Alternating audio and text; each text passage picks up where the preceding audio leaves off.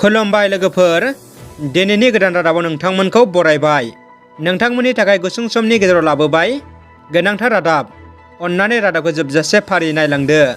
गिबि खौराङाव दङ, फारौगुरि दलर club Liberia समाजाव फरायनाय हुदा बांहोनायनि सायाव सांग्रांथि मेल खुंदों।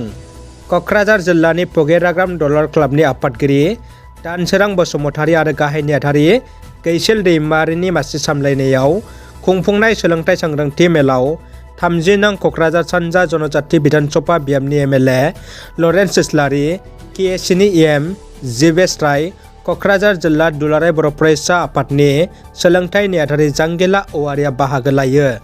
बिटिआर ओनसोलनि टुरिज्म थावनिफोरखौ गुबुन गुबुन रायजोनि टुरिस्ट थावनिफोर बायदि जौगाखां खालामगोननि खोथा होदों प्रमद बर'आ।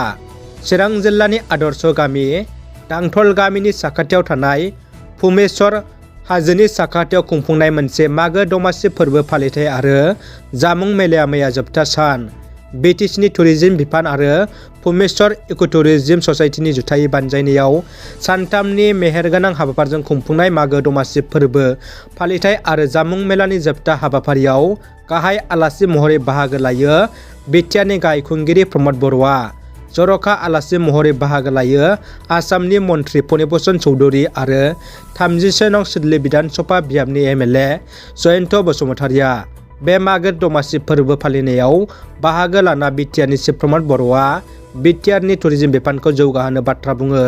बिटिआरनि एम निरुत स्वर्गियारिया अदालगुरिनि पुरानि गयबारियाव पिएचसि डिभिजनेल अफिसनि बिल्डिं लुफुंनो अन्थाइ खुन्थिया गायसनदों। जोबोद गोजोनथाव खौरांदि देग्लाय 2022 बोसोरनि थाखाय बर'नि मुंदांखा आलियारन सावथुननि फावखुंगुर मानगोनां मुरसि टेकेन्द्रजित नार्जारी जालाखौनो आसाम सोरखारा शिल्पी पेन्सन बान्था फोसावदों। मख'नो गोनांदि बिथांनो बे बान्थाखौ आसाम सोरखारनि बिथिंनिफ्राय समाजारि हारिमु बिथिङाव बिहोमा होनायनि थाखाय होनाय जायो। बिथांनो बे बान्थाखौ दिनै थामहिनबा 17 जानुवारि 2022 शिल्पी दिवस सानखालि गुवाहाटियाव आसाम सोरखारनि हारिमु बिफाननिफ्राय गथायनाय जागोन। दानिया फैदो गुबुन मोनसे खौराङाव। फैगौ फेब्रुवारि दाननि 18, 19 आरो 20 इं 2022 मायथाइयाव जानो गोनां सानजा बोरारि सोलोंसालिनि रुपालि मायथाइ फोरबो फालिथायनि खुन्थियाखौ मैया बिटिसिनि एमसिएलए पबित्र कुमार बर'आ गायसनो। बिथाङा खुन्थियाखौ गायसननो मोननानै गोजोननाय फोरमायो। लोगोसे बिथाङा आसा खालामो हाबाफारिखौ खुंफुंनायाव आफा आनान गसाइया हाजासे मदद खालामहरथों होनना। क'क्राझार जिल्लानि सा 7 थानानि दालालिफोरा पुलिसनि जिआव। आसामनि खुंथाय गोहोआव थानाय बिजेपि, एजिपि आरो इउपिपिएल मित्रजोंट सोरखारा गं 25 जिल्लानि सिङाव थानाय सा 210 थानानि दालालफोरखौ पुलिसआ हमनायनि उनाव क'क्राझारनि सा 7 दालालखौबो पुलिसआ हमो। बेबायदि गोख्रों हाबाखौ बिटिआरनि गाहाय खुंगिरि प्रमद बर'आ जाख्ल'नायनि दायाव हमजानायनि थाखाय साबायखर बावो। दानिया फैदो जोबथा खौराङाव। रायजोआव आरोबाव उफ्रा बिसायख'थि जानायनि लामायाव थांगासिनो।